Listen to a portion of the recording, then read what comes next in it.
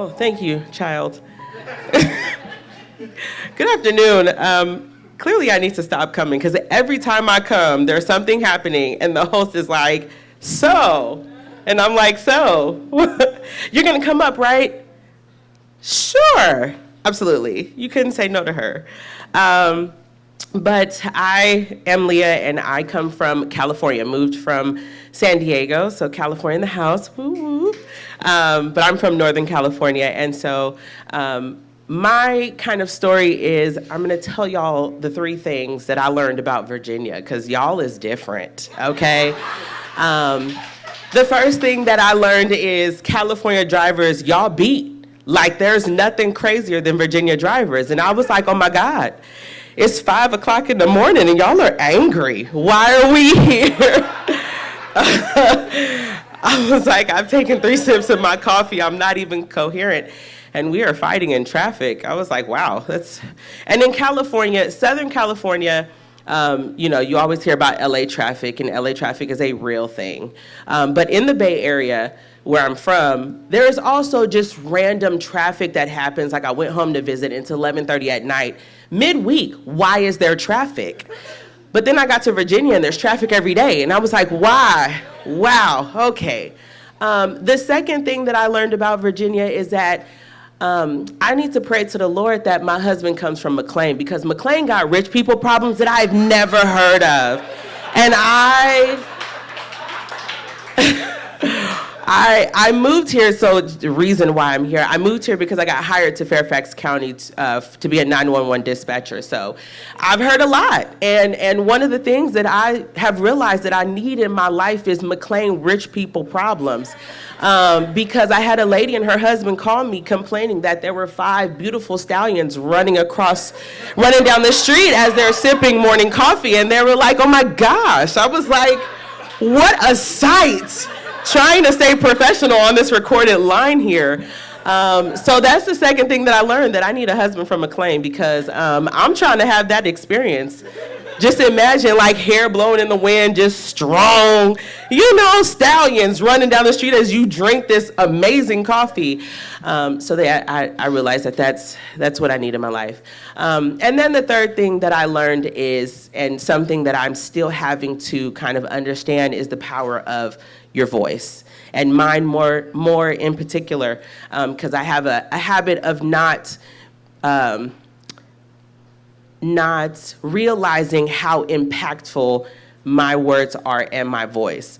And I say that because I had gotten a call, and I've been in public service for a number of years, and so dispatching, you just kind of get in the habit. And one of the things that you learn, whether you're on the phone or you're out in uniform, out with the public, is be mindful of how you speak to people, because your tone and your voice and your word choice can change a situation, and it could take it from 0 to 100 or 100 to 0. And that, once you do it long enough, you're just like, yeah, whatever. In California, we call it verbal judo. And so that's what we call it. So I had a call, and one of the things that I've learned as a dispatcher and just in public service, children are my trigger. Like, we got to get the baby, okay? I'm going to do whatever I need to do to make sure baby is okay. Mom, Dad, I don't really worry about you. It's the baby right now. And so I got a call, and it was a 3-year-old had drowned in a pool. And so as soon as I heard it, I was like, all right. And so we were on the call, and there was a person that was already on scene who is a medical professional giving CPR, so I didn't really have to worry about that. So at that point, for me, it was about calming the caller and preparing the scene for responders to come. And so Mom was in the background just going ballistic, and I had Dad on the phone. And it took me a minute, but I finally got him honed in and was able to walk him through what we needed to do, so that way when responders got there, they can get to the baby as fast as possible. And the call took about 5 minutes altogether. And so it's weird, because being on the phone, there are certain things that you just kind of know already. And when it comes to CPR, we have a time limit on life. And so I knew that at minute number 3, the fact that the baby hadn't come back, that we were going to lose that baby. And so having to keep myself intact while keeping dad intact, knowing that was, to me, kind of was like, wow. And so after, after the call was done, I had my moment, boo-hooed, snot and cried. And then I reflect back and I was like, wow, that was very powerful on my end, because for me, knowing that this mom is losing her child, as a mom, I lost it. I was like, oh, I couldn't even imagine.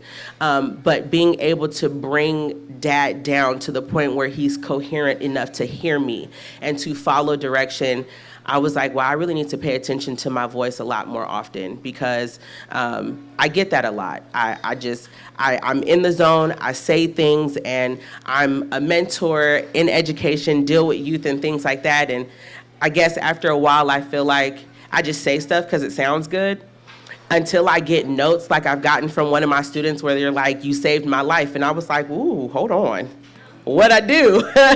So I think just kind of keeping that in mind, just as we all go through life, regardless of our professions or what we do, our voice has a lot of power.